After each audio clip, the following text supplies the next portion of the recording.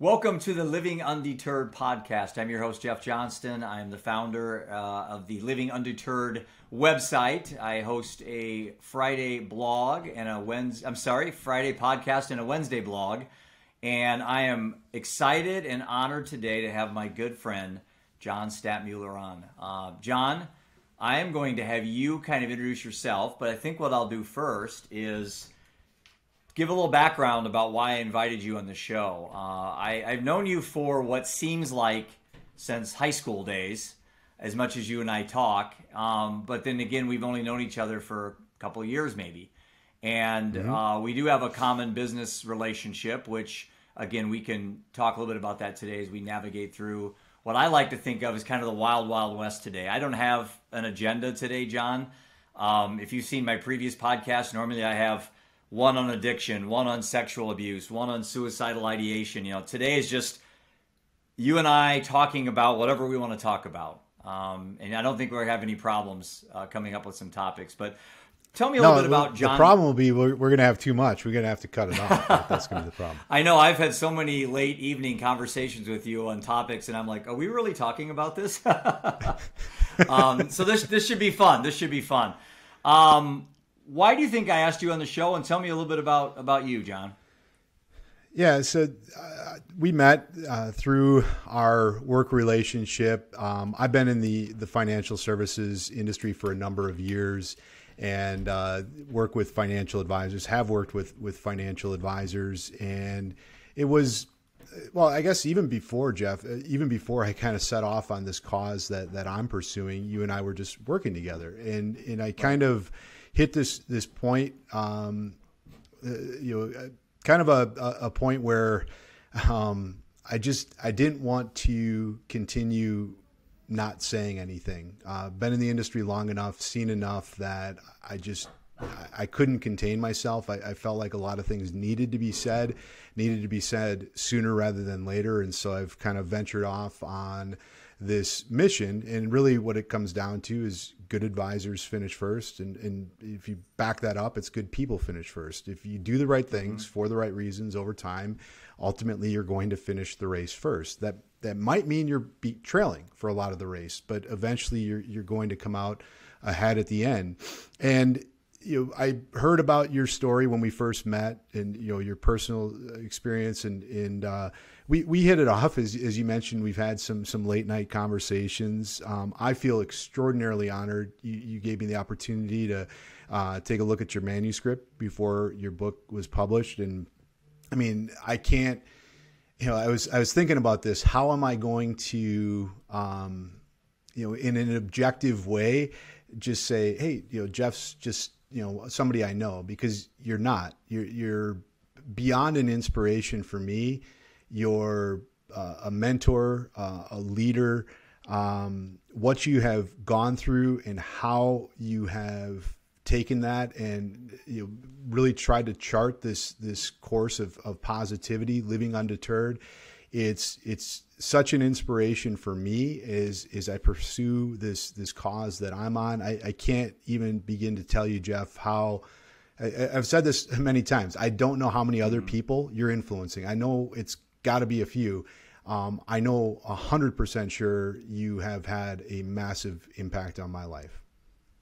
Well, I appreciate that, and the feelings are mutual. We have. We have human stories. Everyone has a story to tell, and no one's got a better one or a more tragic one or a more heroic one. We all have stories, and I was very drawn to your desire to bring advisors together in a platform where we could talk. And I've been 30 years in the business, John, and I've been on 3 different broker-dealer affiliations. I have never seen anything remotely close to what you have started with the good advisors finish first kind of methodology or ideology or whatever you want to call it. It is an absolutely unbelievable home run, or as I would say in golf language, it's a hole-in-one. The people I've met, the relationships I've met, the business ideas I have gleaned from some of your people that you've had on as guests, such as Ryan and Corey. I mean, 2 people that I never would have met hadn't it been for you.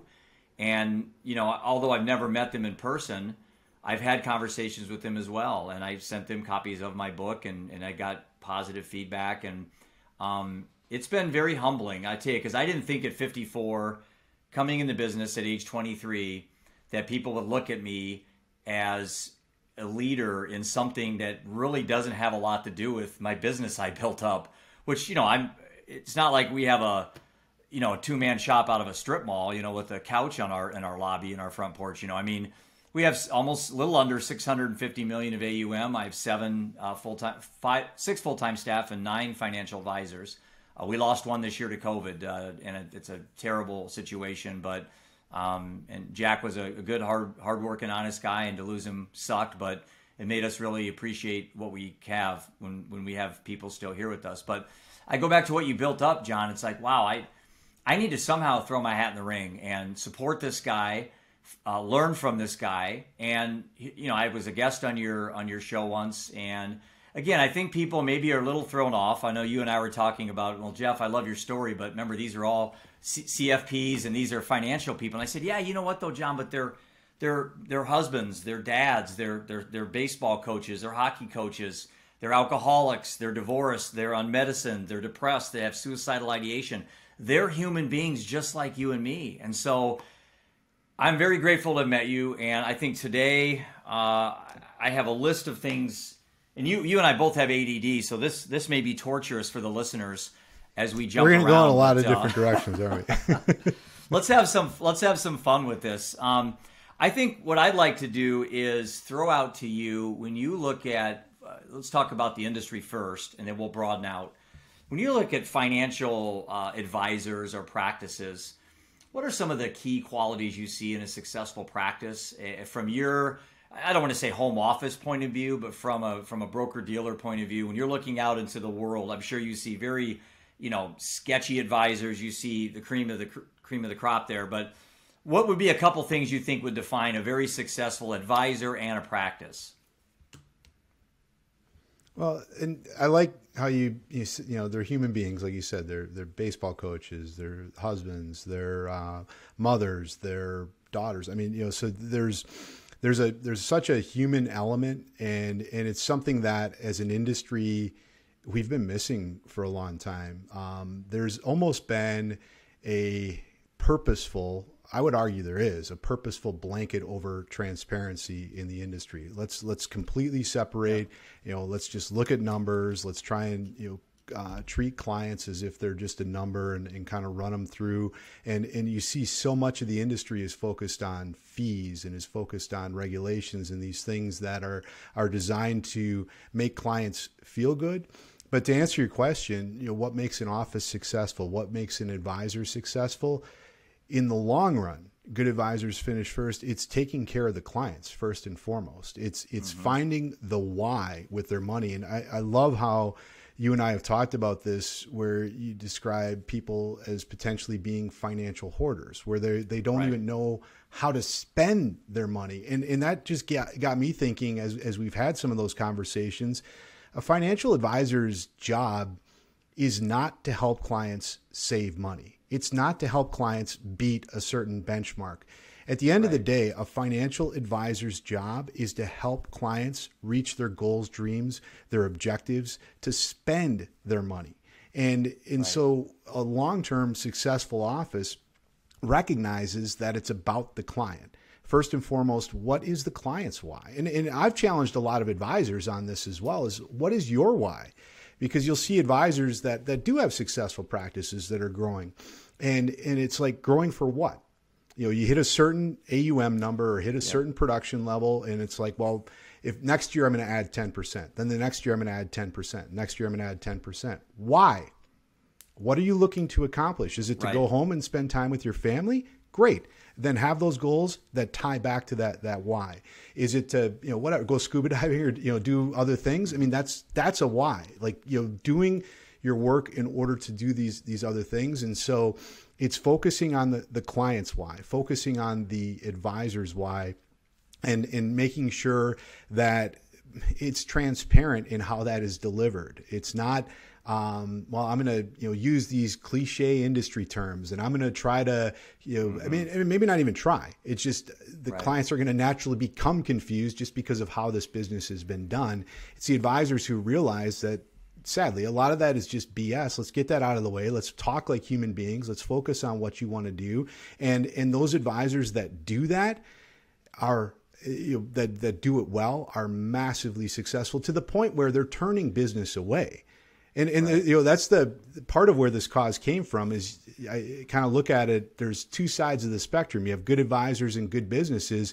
Some of the good advisors may not necessarily be the best business owners because they can't say no, because they care so much about the clients. And so part of my job and what I've done and what I'm hoping to do is help some of those advisors, draw up lines of distinction or draw up ways to give themselves an ability to manage both work and home life and help clients, but not help clients to the detriment of their business, not help clients to the detriment of themselves, and really even potentially disenfranchising clients by setting unrealistic expectations. And so anyway, it really just comes down to focusing on what's most important to both the advisor and the client. It's interesting you bring up the financial hoarder observation, because that's something I coined 15 years ago, and I just saw too many people become old, rich, miserable humans. And we have them in our families, not my family personally, but we have them in our families. We have them in our neighborhoods. We have them in our businesses, where people have the sign of success, but they are not at peace with themselves. And so a story that kind of threw me into this was about 20 years ago. So I've been doing this, 32 years now. About 20 years ago, I was at a seminar, and I got done with this workshop we did, and this lady came into our office to sign up for a one-on-one consultation. And she came in to meet, and she had her 401k statement with her, which I thought was odd, because I said at the seminar, just bring yourself, don't bring anything with you. And she made it very clear that she had $1.75 million in her 401k, like within the first sentence. That's okay. That's cool. I'm happy for you. And then she said it again, bragging about her house. And I just could see very quickly where her priorities were. She thought that was impressive to me, but that maybe at the time it was for me, but later on I learned it wasn't. But anyway, I asked her a follow-up question that I learned from Nick Murray, which was kind of, to me, was kind of the benchmark. Nick set the bar to deal with these non-financial topics, to deal with human beings. Nick is still a popular icon in this industry, as is Daniel Crosby. And I sat across the table from her, and I said, I don't remember her name, but I said her name, and I said, how many grandchildren do you have? And John, she kind of paused, like, wow, I wasn't expecting that from this insurance salesman guy. I have 3. And I said, okay, great. When's the last time you saw them? And she said, well, and this was exactly what she said to me, and I tell you what, I'll never forget this as long as I live. Have you seen the price of airline tickets? And I said, no, but I saw the statement on your 401k. That's exactly what I said to her. And it was a quiet there, like she's like, F you, screw you. And I'm like, I think the aha moment for me was the first thing out of her mouth wasn't anything about her grandkids, but it was about how expensive airline tickets were. And the first thing out of my mouth was, yeah, I saw your 401k. You were bragging about how much money you had, and now you're complaining about paying for the airline tickets. There's a poor relationship with your money, lady. And she never became really a client. In a poor relationship in looking at what your value is, because looking at you as, well, I have all this money. Can you help me make more? Like looking at you. For what? Here's an advisor that can help me make more. Why? Right. Yeah. So I asked her, I said, I'll tell you what, and I ended up never working with her, but I said, if we did work together, I make one requirement. If we make any money in the first 6 months, we're taking some of this money and buying you first-class airline tickets to California to see your kids. And she ended up never working with our firm. I think my wit scared her off. But I got so many stories like that where I'd meet people and they would just have a very poor disconnect with their relationship with money. So anyway, that's something I was thinking about as I was going to put you on the show, was kind of talk about that kind of an addiction. It's almost an addiction with money people have in a negative way. You can be addicted to wealth creation. You can be addicted to, accumulating your chips, as I call it in my old compulsive gambling terms, and get so compulsive about that you lose focus of everything around you. So I think for a financial professional like myself, it's extremely important that we get under the hood with clients. And I think the industry, John, in defense of the industry, I think they are better at it. I think they are having promotional materials. They're promoting speakers that talk more about the human behavior, the behavioral Correct, finance behind. Yeah, you mentioned Daniel Crosby. I mean, I talk about Daniel in my book. I called him up, and he was gracious enough to give me an interview. I'm going to reach out to him here down the road and try to get him on my podcast as well. He's actually about a couple pages in my book. I talked about this financial hoarder thing. So, well, let's move into some other things, because obviously we could talk about the investment world forever. Where do you see a difference with people's pursuit of happiness versus peace, and what are some coping mechanisms that you use, John, personally, to help you deal with what life throws at you? Good question. I mean, this is again where I could keep singing your praises, because you've helped me immensely on that front. It's interesting. I mean, you and I share a lot of similar interests and so forth. I read Sam Harris' Free Will, like probably, I don't know, 10 years ago or maybe more at one point. And I'm like, oh, this is interesting. I just kind of took it and set it down. I didn't really pay that much attention to it, but you and I have talked about this a little bit, and the nature versus nurture debate, and how much free will do we have, and really trying to ponder and think about that. I mean, my mind has shifted so much over the years in just trying to take things, really trying to live undeterred, trying to embrace the hand that we've been dealt, and make the most out of whatever hand we happen to be dealt. And so, when you ask about what things have been helpful, you recommended and mentioned the Waking Up app. I use that and meditate in the mornings. That's been extremely helpful. We've also talked about Stoicism. You've mentioned that. One advisor in particular got me turned on to the Daily Stoic, and I try to read that every day or every morning. I haven't been doing as good a job journaling and writing about it, but I try to journal and put down my thoughts. But helping to kind of frame a perspective, I mean, those have been a couple of the bigger things. And then I guess that leads you to taking a step back and focusing on what's most important. I guess so much relates day job and home life. So I do want to tie it back real quick to our discussion before. The industry overall has, just perception in society has been, it's all about price, and it's all about, higher returns and so forth. I mean, a personal story for me, I've told this before. I was living out in Denver, Colorado. My parents were out there. I referred my parents to work with a particular advisor who gave them the same advice that I gave, but they actually took that advice, moved down to Florida. My dad is now working part-time as a golf course ranger. I don't know, how big of an impact did that make in their lives? I don't know, but you could almost make an argument. It's very possible that added quality years to my dad's life. Years Absolutely. That I'll get to spend with him, years that my kids will get to spend with him. How valuable is that? I mean, it is beyond measure. How much would I pay for that? There isn't a number. You can't put a number on it. And so doing some of these things, reading the Daily Stoic, meditating, taking a step back and pondering, focusing on what's most important. What do we have? And I keep trying to drill that home to the kids. You have your grandparents right now. We're going spring break in a couple of weeks. Yeah. We get to see both sets of grandparents, and just trying to instill in the kids, hey, what's important? Like this, take advantage of this opportunity. Don't be sad that it won't last forever. Enjoy this moment while it lasts, and make the absolute most out of it. If you look at the the numbers right now. I mean, we are just I'll focus on the United States, but the world in general is just such a hurting, painful place to exist right now. 150,000 Americans died last year of overdose, alcoholism, and suicide.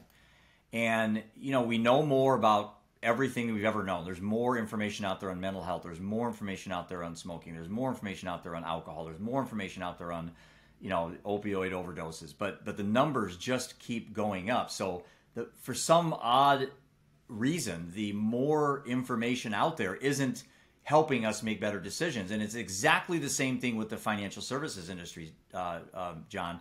There's no question we know more about every particular thing about an investment we buy today.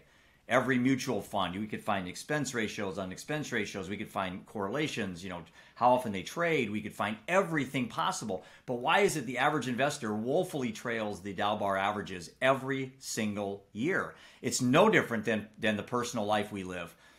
Take a candy bar, for example. I mean, half the candy bar wrapper tells you all the horrible things in it, but we are the heaviest industrial country in the world, and we're getting larger. So we don't need more information on losing weight. We don't need more information on investing money. We need to get more information up here. This is where, and I don't mean as intelligent information. I mean in getting our mind to understand the motivations behind what we do. You talked about Stoicism.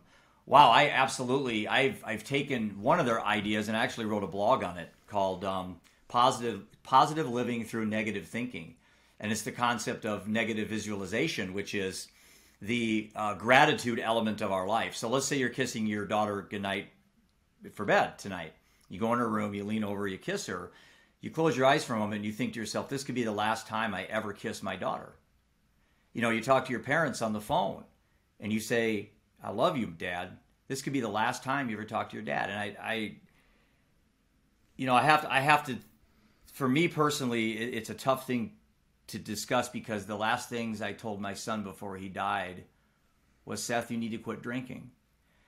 And, I'm not going to say I'm going to take that to my grave, but I tell you what, I learned a good lesson there. I was given an opportunity to appreciate the fragility of what we have as human beings, and the time we have on this planet is very short.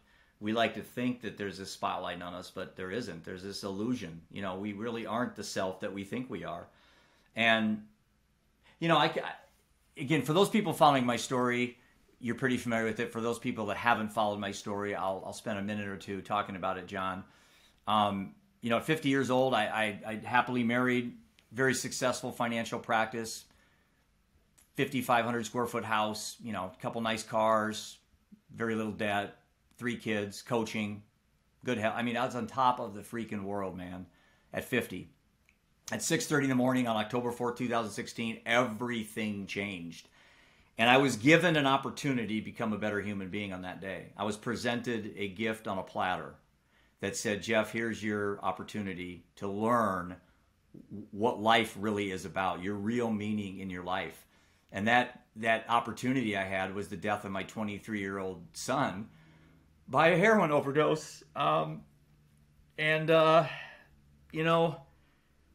I could see it coming. He had an 8-year addiction. It started with Adderall at 15 years old, went to alcohol, marijuana, went to cocaine, went to jail twice, went to prison once. And then at 23, he, for some reason, thought heroin was going to be a good idea to get high, and it was laced with fentanyl. And he never made it out of his chair. His arms were crossed. The belt that he had as a tourniquet was laying on his bed, and my son was dead. And, from that moment, I made a decision, John. I told the boys this, my other 2 boys. My wife and I decided at that time, we're separated now. And again, when you're dealt the death card, it changes the dynamics of a marriage. And I'll leave it at that. But when my boys came home from school, I sat them down. My dad's a retired doctor, and I called my dad for advice because I said, we've had pets die and grandparents die, but I don't know how to tell my 2 boys their brother's dead. And my dad said, Jeff, just tell them the truth and then shut your mouth. Just stop talking. And so I did that. I sat him down and I said, boys, I have some really bad news. Your brother Seth is dead. And I didn't say anything. And my middle son Ian looked up at me and said, how'd he die, Dad? Drugs? And I said, yeah, drugs. And then I tell you what, John, I had something happen that I'm not a religious guy at all. I've never had a reason to inject that in my life, and I still don't. For some reason, I've found ways to find inner strength for me. And maybe that is religion, I don't know. But I looked at my two boys and I said, and this is a chapter in my book, and it's probably where you and I spent the most amount of time after you read my manuscript. You said, wow, Jeff, that chapter is the most impactful chapter you have in your book, and it's called Two Roads. And what happened was I just had this thought in my mind. It just popped into my head. I'm like, this is an opportunity. I got one chance to F this up. I got one chance to screw this up. I'm not going to have this opportunity for this life lesson I can teach my boys and teach myself. So here's what I said. I said, boys, we have two roads we can go down. We have one road of anger, despair, and hatred, and we'll become alcoholics and addicts ourselves. Or we have a road of inspiration and motivation, and this can be the greatest moment in our life and those around us for motivation. I'm on the second road. You boys can join me. And man, I don't know why. I know why I said it. I don't know how that popped into my head. I have no idea where it came from. I didn't rehearse it. I didn't really want to rehearse too much. I wanted this to be a spontaneous, kind of a organic conversation with my kids and my wife at the time. And wow, have we all taken that road? I mean, the two boys have just, I have 5 chapters in my book about what my son did through golf, raising money through the American Junior Golf Association. My son, Ian, has an award named after him while he was a senior. So he was still on the high school team. They named the Ian Johnston Award after him because he raised so much money for alcohol and substance abuse awareness in honor of his brother. And through the American Junior Golf Association, Ian won the Jerry Cole Sportsmanship Award, which they gave to one kid in the world, John, boy or girl, in junior golf in the world for changing, moving the needle on a topic. And they picked my son, Ian, to win that. And then on top of that, CBS Sports came out and did a documentary on our family through Ian's golf. And Zach Johnson got involved at the last moment, and he narrated the piece. So if anyone wants to see it, it's on our Living Undeterred website, but just Google Ian Johnston CBS Sports, and you'll see the story that tells us about what we went through. And, since that story's done, I've written a book, started a nonprofit, and now I do a Living Undeterred podcast, and our business is thriving. I mean, we're having the best year we've had in a long time. I mean, our AUM is up. Most clients are happy. Our advisors are happy. So it's like, bad things can happen, man. The worst possible outcome can happen, and your life can actually improve. And it must. It has to. The only alternative, John, is that it doesn't. And I just don't have any desire to join Seth just yet. We'll see what happens. But I am a better human being. I'm a better man. I'm going to be a great ex-husband. I'm going to be a great son to my parents, and my mom's battling dementia, early onset. I'm going to be a great friend to you. I'm going to be a great leader in my org. I don't see clients anymore. I stopped seeing clients about 2.5 years ago. And that was a funny story too. I wasn't in a very good frame of mind to work. I was still dealing with. No, you got to tell it. I like this story. I will. Then I'll let you talk. I'm stealing your thunder. I had you on as a guest, and now I'm talking too much. But no. So I'm in the office, and I have a feeling that I just don't want to deal with people. It was a year after Seth died, about a year and a half. Boy, I was kind of walking on pins and needles. Little things would set me off. I was still at that time drinking alcohol, and I was in the office. I was meeting with a client. Been with us for quite a while. Never really a happy person, always complaining about things. And I remember she had about a $500,000 account with us, and she had made, I don't know what it was, quite a bit of money in that year. And I come in all excited about the review, showing her pie charts and everything's good. And then first thing out of her mouth was, can we do something about this $100 a year IRA fee? And I tell you, John, it's just like I got hit by a frickin' sledgehammer in my face. I just went, really? And I shut my book. I got up, I walked out of the room, I walked down the hall to Brock's office, and I said, Brock, I'm done. I quit. I'm not seeing clients anymore. That's it. And from that moment, I've only seen a handful of clients, and it's only been friends and family and stuff like that. But I just figured out I am not going to sit there after I've done everything in my power to get you where you need to be with your retirement goal, and you have the arrogance to ask me about a $100 fee, knowing the trauma I'm going through with the death of my child and all these other things that were happening. I just walked out. I never went back in the office. I said, I'm not going back in to see her, Brock, and I'm not seeing clients anymore. And Brock gave me a big hug and said, dude, we got it. We got your back. And that's love. So that's a true story. I have no regrets. I don't look back on things. I don't live in the misery of regret very often, or living back in hindsight. That stuff's not productive for me. So that's my story of my retirement. I'm still working. A couple days a week I go in. Most of what I'm spending now is on this project I'm on, Living Undeterred. But that's a true story. So, your turn. Well, there's so many things. Like you said, you and I can go for a long time. But there's a number of things that you can take from all of that. You talk about the two roads, and embracing the situation that you have, and tie that in to how is it possible that we have more information, yet we have more obesity? We have more information on the negative impacts of drug addiction. We have more overdoses and all these things. How is it possible? We have more information in financial service. We know more about investments. We know more about what's going on, yet clients still underperform or still fall short of hitting their objectives. How is this possible? There's a stubborn nature in humans, right? I'm not going to do what you say. I'm going to do things my own way, and people need to. And I wish I could remember the quote exactly. It was George Washington said something like I might get this right. A people unused to restraint must be led; they cannot be drove. It's by example that people will start to understand these things. And that's what is so inspiring about what you're doing, Jeff. Living Undeterred, your podcast, your blog, putting yourself out there, telling your story, connecting with other people. You're taking action, showing people a different way. In my personal situation, I try to, I've it's taken a while, but I've learned how negative, unsolicited advice can be. And so I'm trying to just keep my mouth shut if I see something. Stoicism. Like I constantly want to just like say, hey, this is a better way to look at it. And I do say that sometimes, and people are like, get out of my face. But I look at, they're like, well, who are you? What do you know? Like, why are you so special? What do you know? And like nothing. In my personal situation, it's complete blind, dumb luck. It's fate. I don't know what it is, but there is, and I will eventually share my whole story. But for now, there's a reason that I stopped drinking 5 years ago, a very prominent reason.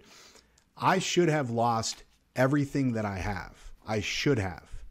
I didn't hit the rock bottom that I should have. I don't know why. Again, it might just be dumb luck. And I did everything I could in my power, in my design, in my free will as I had it to hit rock bottom. I tried really damn hard.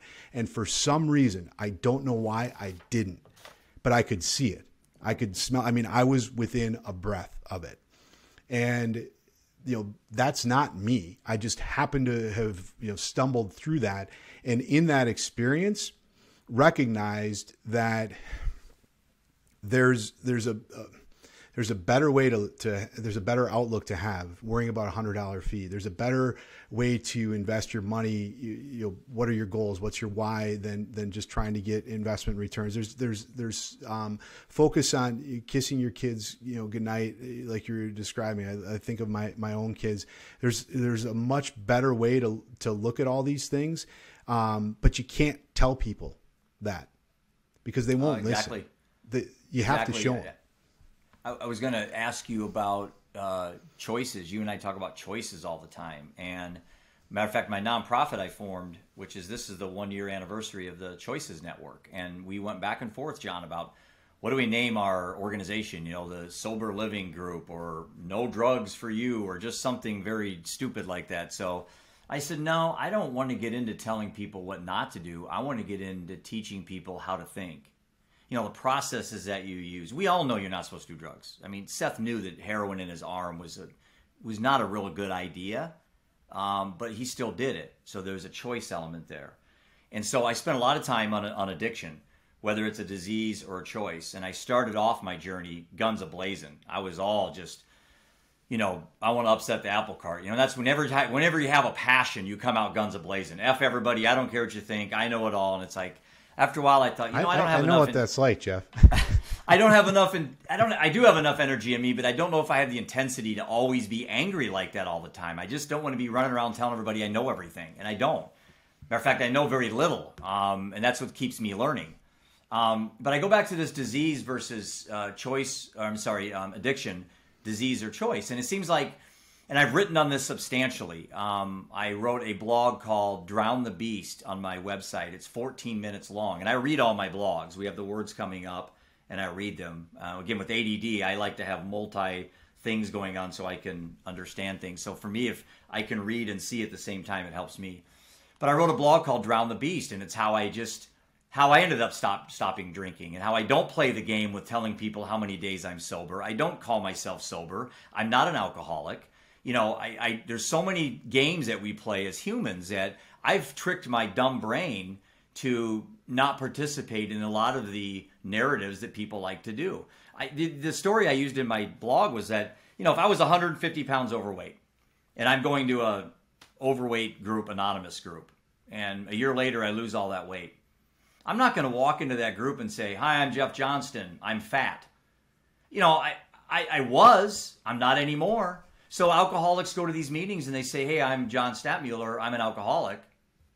Okay, well, I just think in a way it's like reverse self-prophesizing. It's like you're talking about it so much what you're not that you may just ultimately reinforce what you really are. And so I'm not going to play that game. And I want to try to create this mindset for people battling addiction. Stop labeling yourself. I have ADD. My son was diagnosed at 15 with ADD. He took it as a curse, like a frickin' werewolf. I took it as a superpower.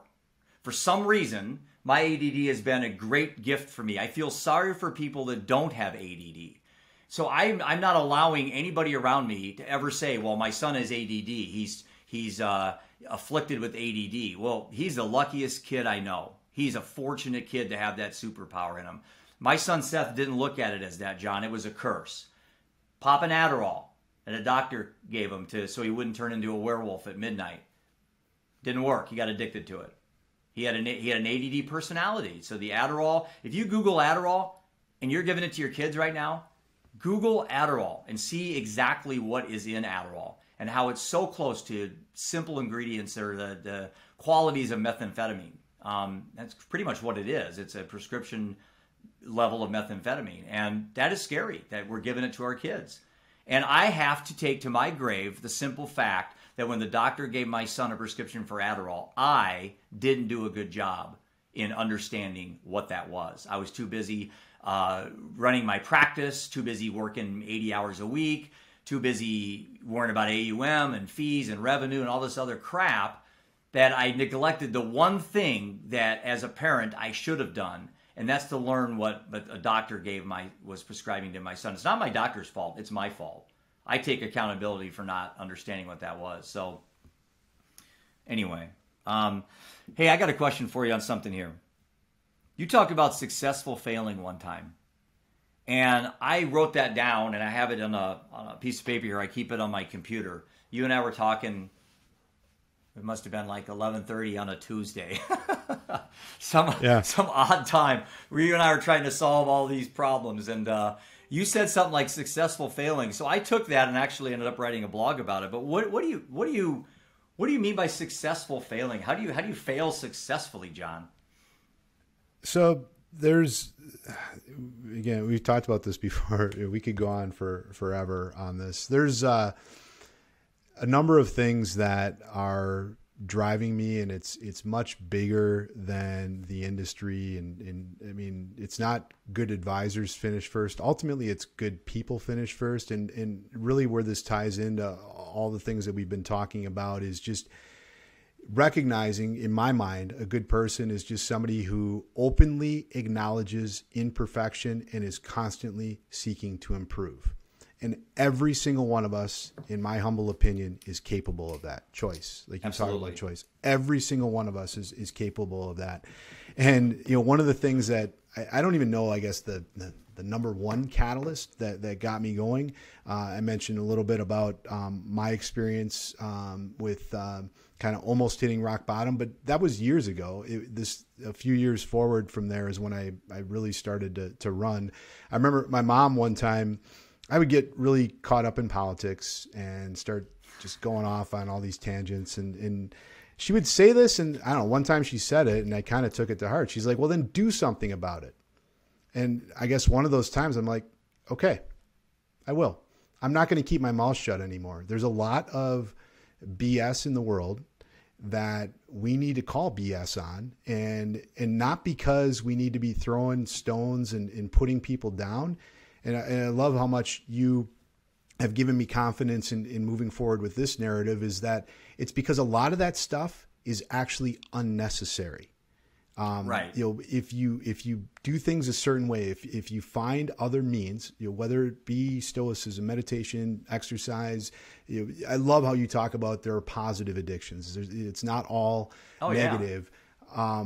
There's ways to, I don't know. I just got to a point where I had to say something. And so you ask about failing forward. I guess I don't even know how I described it, but it's one of the things that really had a very, very strong impact on me was Ray Dalio's principles. And you talk about Ray Dalio all the time. Yep. There's a particular symbol, and I was going to draw it, but basically, I don't know if I even have it here, but basically it's just a circle. And all it is setting audacious goals, failing, learning from that failure, putting improvements in place, and then setting more audacious goals. And it's funny because I did his book on an audiobook, and my old internal partner, Ken Gula, sent me that symbol. And he's like, and I'm like, oh, that's really kind of cool. Where'd you get that from? He's like, oh, from Ray Dalio's principles. I'm like, oh, that's really interesting. If you look at the app that he has, it's that symbol as well. So anyway, that failing forward, or I don't know, how do we say it? I mean, improving through failure, or succeeding through failure. Yeah. It's in my mind, or what I've, I don't know, stumbled into or kind of found. You can embrace, or you can acknowledge that in order to succeed, you have to fail. I have to try something, fail, put improvements in place, and then try something new. So you can acknowledge that that's something that I need to do. You can embrace it and say, you know what, I'm going to actually, when these opportunities come, when I have adversity in my life, I'm going to embrace that situation. Or if you really want to go to another level, you can actively seek to fail. Actively seek to fail as fast as you possibly can, so that you fail as fast as you possibly can in order to learn and institute more audacious goals. So that symbol, once you start rolling with it, it's a perpetual cycle that just keeps going up and up and up. It's like, hey, I just learned from my last failure. When can I fail again? And you and I talked about this, or in our group meetings, or you've mentioned this, your delegation and working with your staff. It's another level. And actually Ray Dalio in his business talks about Bridgewater. It's allowing your employees to fail. Like, absolutely. If you're in a situation where you're so comfortable and confident in where you're driving that ship, that you're empowering, good people that you've brought on the bus to actually embrace or possibly even seek failure on their own. That's a whole other level. But anyway, I guess to me, it becomes a exponential growth equation, and it's kind of scary because, I just did something goofy the other day. You start going down this track. I am light years further down the path that I envisioned when I first started. I wouldn't have even thought years and years from now. It's unbelievable. And I'd say the only reason is because I don't know if I'm necessarily actively seeking to fail, but I'm getting close, and I acknowledge that's the best way to succeed. You're providing a platform for connectivity, which is probably the antithesis to, addiction. I mean, being connected to people is very important. And with COVID and stuff, it's very difficult. And you've just kind of, your timing with COVID and everything's just been a home run. But I wanted to tell a story. You and I were talking before we taped about kids in sports. You and I been involved with, youth sports and things like that. We played youth sports, and it's an addiction in and of itself. It's torturous. It's painful. It's very difficult when your kid fails or doesn't do well. And it's a helpless feeling because you want to tell them positive things, but then they're like, Dad, I don't want to hear that positive things. I want to stay in my misery. And it's tough. It's very difficult. I'll give you a story that happened the other day with Ian. I told you this. My middle son's a college golfer at the University of South Dakota. Go Yotes. He's having a good year this year. And we flew out to Phoenix last week. And first day he had a 75, which was a very good round. I think that was the third lowest on the team. And then the second day he starts off par, par, double, par, par, par. So not bad. Then he missed a putt. Very makeable putt for par. And that went to his head. He was mad. Went to the next tee, hit a bad drive. Bogeyed the next hole. Then he got mad again, hit out of bounds, got mad again. He ended up, his round was almost half over when he was having a pretty good day. He walked off the course that day with his worst score in college golf. He shot an 83. And he was devastated. And he was down, but he did it all himself. He could have mitigated that and turned it into a 75 a 77 or 78. But he just kept compounding it by negative thoughts, living in the past. 4 holes later, he's still thinking about that freaking putt he missed. And this is youth sports. Kids just cannot have a short time span. And the most successful athletes at any level have a very short memory. I mean, they just don't remember their mistakes. And so that night, successes or mistakes. I try to coach Cooper on that. Is like, if you strike out, the next time at the plate, forget about it. You hit a home run, next time at the plate, forget about it. Either way, it's hard to do. And so that night, he went to the team, and they stayed in a house, and I went to the hotel. Normally, I will text him things. I decided I was not. That was his worst round. What am I going to say to make him feel better? I didn't do anything all night. I texted him like 11 o'clock at night. What time's your tee time? And I gave him a heart. That's what I gave him. That was it. Next day he goes out, John, shoots his lowest round in college. Shoots a 73 on a very, very difficult course. And so he went his worst round he's ever had in college. Within 24 hours, he had his best round ever. And after we're done, I gave him a hug and I said, see, Ian? I said, the only ball that matters in golf is the ball that's existing between your ears. That's the only ball that matters. The rest of the ball that you're out there hitting, that ball doesn't matter. It's the ball up here that you have to win. And I thought when I'm coming home on the airplane, I'm like, man, what a great story about living undeterred. Ian could have went out and shot an 85 again or an 83, but he didn't. And every kid out there, Cooper, any kid out there that's trying for show choir doesn't make it, trying for jazz band doesn't make it, trying to be on the debate team doesn't make it, trying to get into Harvard doesn't make it, trying to go out with a boy and doesn't make it. It's like we have to, as parents, find ways to get kids to think on their own 2 feet. And our society today does way too much coddling, way too much protection. You and I, when I'm 54, I'm not sure. I know you're younger than me, but when I was younger, it's like I had 3 brothers. We disappeared till dark. I mean, Mom wasn't like looking over out the window we were 4 neighborhoods over playing basketball till midnight. And stuff happened bad then too. It isn't like all of a sudden all these bad things happen just now. We just didn't know about them back then, but they still happened bad. But it's a way we're raising our kids today that has me terrified. How we're just, and so the moment that a child, 17 years old, has a problem, they commit suicide, or they start doing drugs. They start drinking alcohol. They don't have coping mechanisms because we as parents have kind of dropped the ball and letting them fail. Letting them hit rock bottom.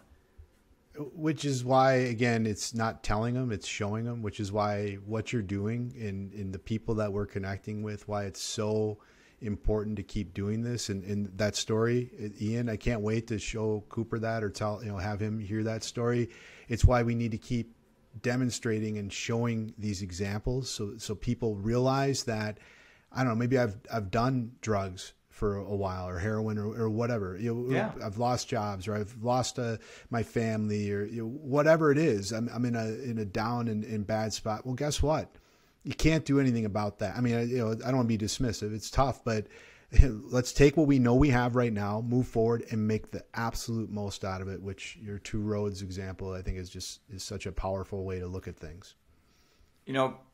I had a guest on this morning for a future podcast, David. I can't remember his last name now. Sorry, I got too many things going on. But he talked about codependency being the number one addiction out there, and the fear that people have, what other people are going to think about them, the fear of letting your parents down because you didn't make the travel hockey squad, or the fear that you're going to let down grandpa who was a doctor and you decided you want to go into finance instead of being a doctor. The fear of, you look in the mirror, and the fear of looking overweight, or, we just live in this society where and I even wrote a blog last week called The Fear of Living. And we talk about the fear of dying. I think human beings they're more fearful of living than they are dying. We're afraid of everything while we're alive. And so my whole blog was the concept that, we're afraid of responsibility, commitment, investing in personal growth. We're afraid of confrontation. We're afraid of being vulnerable. We're afraid of loneliness. We're afraid of dealing with grief. I mean, it's just afraid.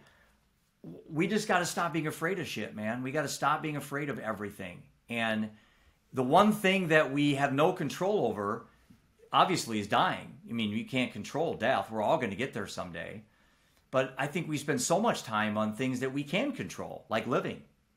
Why don't we spend more time on the things that we can absolutely control? And the number one thing that everything else feeds off us is self-confidence and our attitude. That's the number one thing. It's hard to deal with all these things I just listed if you're not confident in yourself and you don't have a good attitude.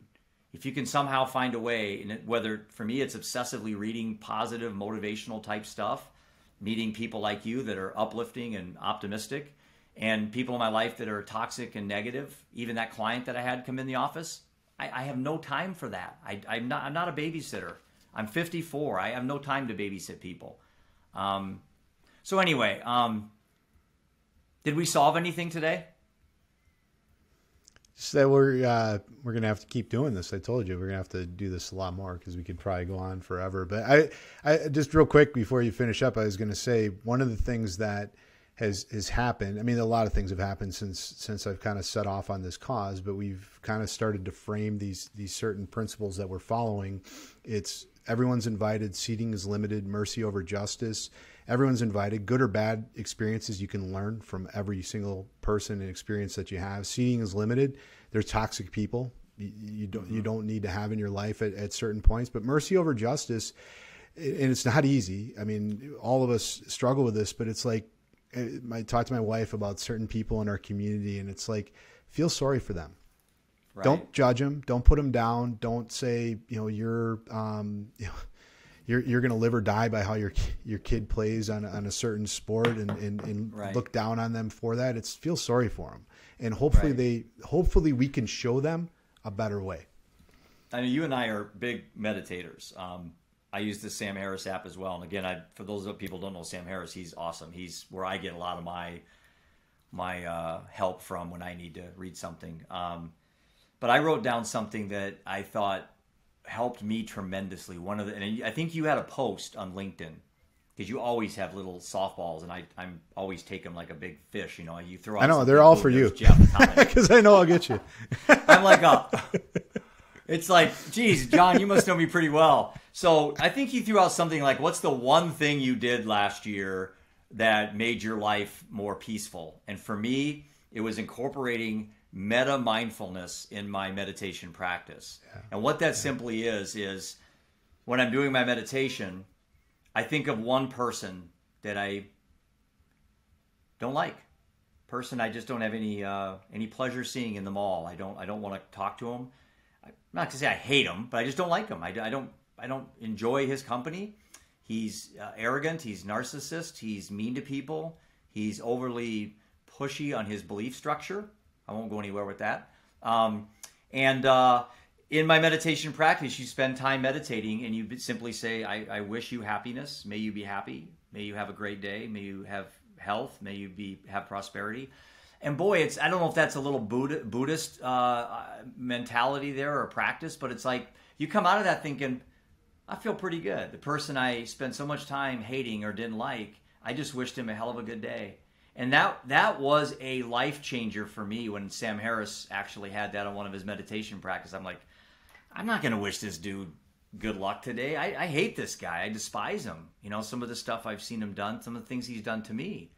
But then when I closed my eyes and actually thought that all that negativity was just a thought, it's just a fleeting thing up there in my conscious mind, that if I just let it expire and then replace it with positive thoughts, you just start flushing toxicity out of your body. And so that was one thing that you had thrown out there that I jumped on. And I noticed some people liked it, but I think some people, I don't think I'd ever heard of it, but it's called meta mindfulness. It's in my meditation practice. And it's a good practice, even if you don't meditate, to just think about somebody that you don't like and just wish them good luck.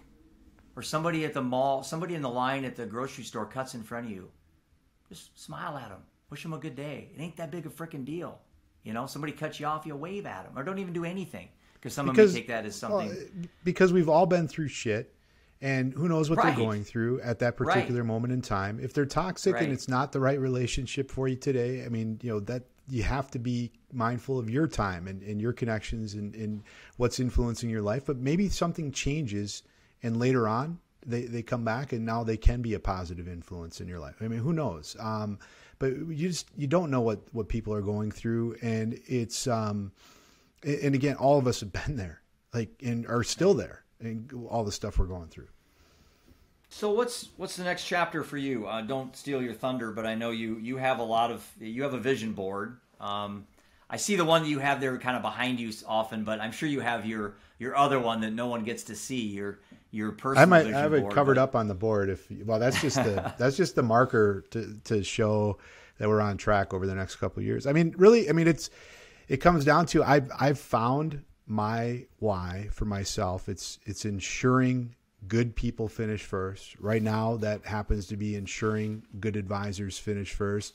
And this might change over time, but my kind of personal motto or my outlook or what that kind of means. I mean, I can get into really deep stuff, but you specifically, Jeff, helped me to embrace that term unnecessary.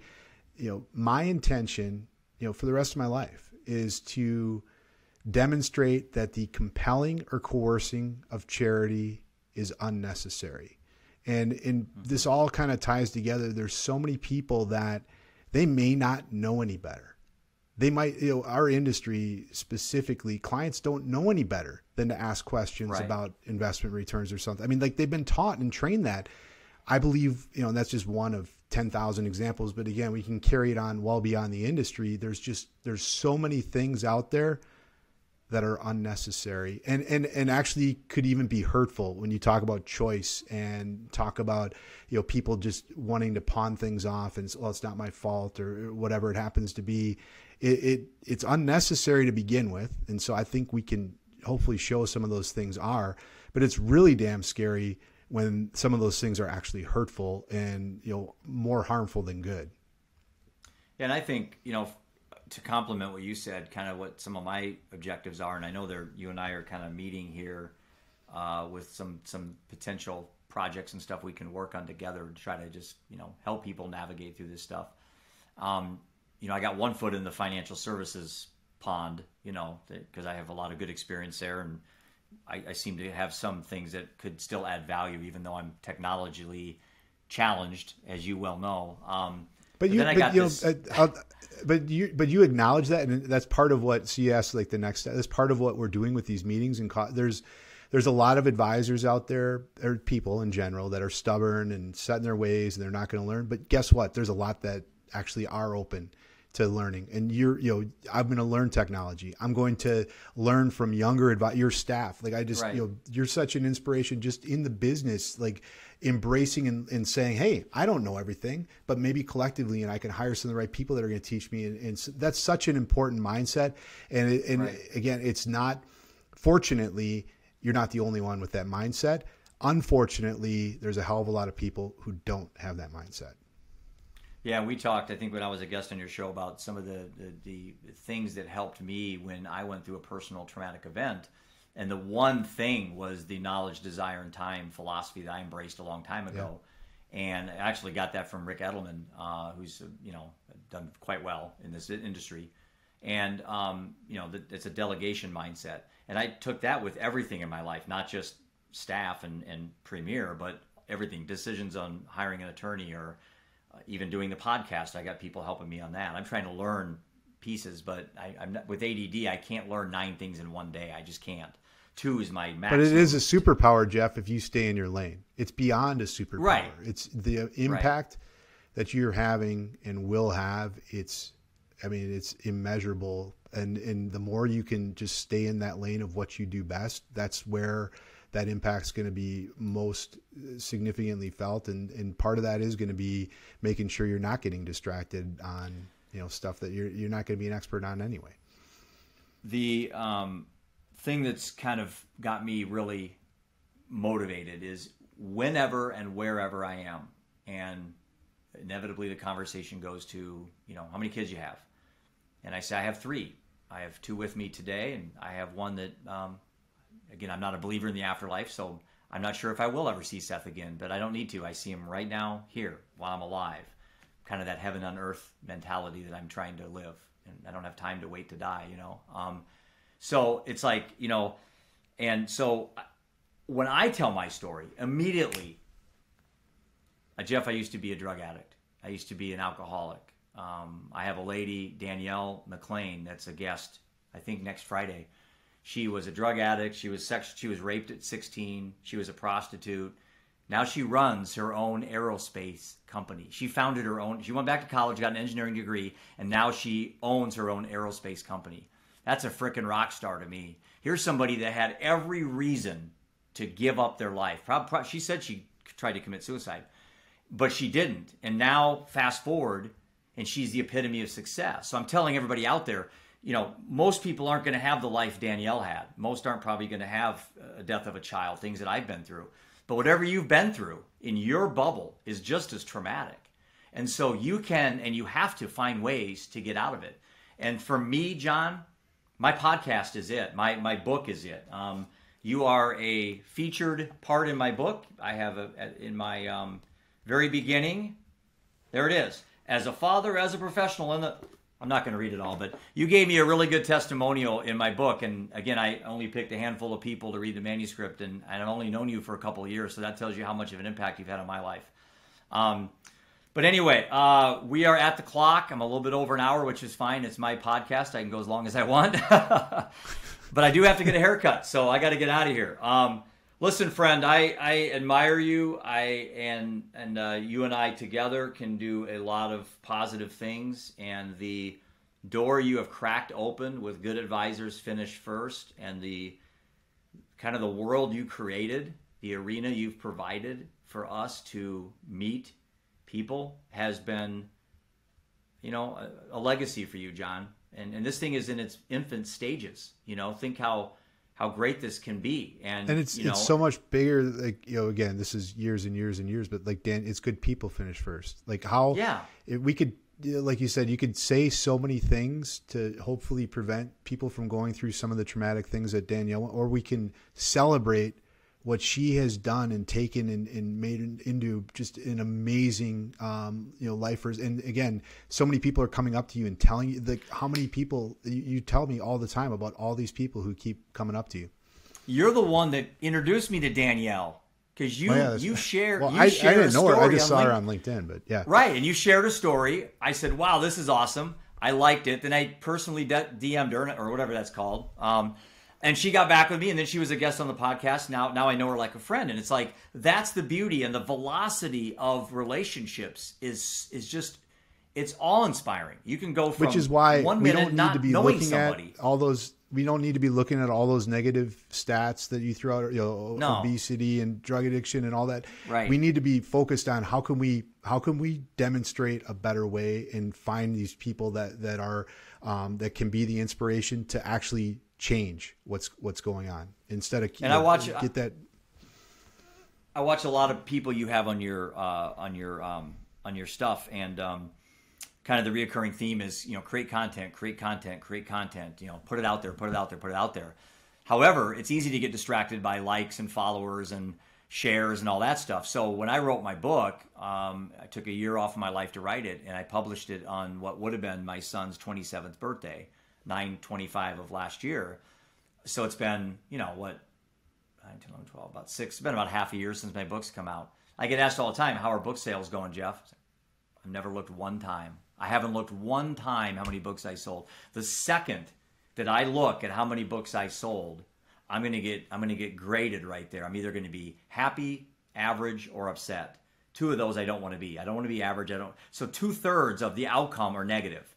I'm never going to look. I don't care. That's not why I wrote the book. That's not why I post things on LinkedIn, is to get likes and followers. I want people who are collaborators. People are measure it by how many people like Danielle you're meeting, or how many people that are reaching out to you. Measure it by that. Yeah, I don't need public affirmation. I'm not in this game to stroke my ego. I'm a confident person enough that, and so are you, and most people in this industry. We don't need that. But there is something about throwing things out there and having people comment that fuels your fire to come up with more content.